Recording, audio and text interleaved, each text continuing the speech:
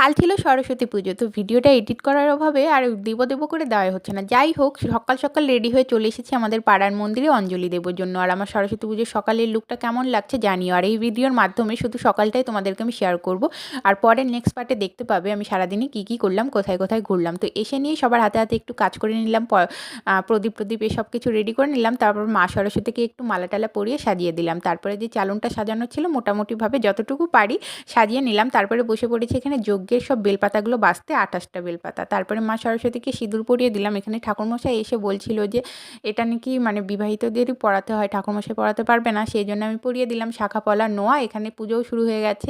এখানে দেখো আশেপাশে সবাই চলে এসেছে অঞ্জলি দেওয়ার জন্য, এখানে যজ্ঞ শুরু হয়ে গেছে। আর এখন বসে পড়েছি আমরা অঞ্জলি দিতে সবাই মিলে। আর ভীষণ তাড়াহুড়ো করছিলাম কারণ ঘুরতে যাব। অঞ্জলি দিয়ে এখানে দেখো বসে আছি, যজ্ঞের টিপ পরে কিন্তু দারুণ লাগছিল আমার। তো এখানে খিচুড়ি টিচুড়ি খাওয়া দাওয়া সেরে এখন যাচ্ছি বরের সাথে বাড়িতে।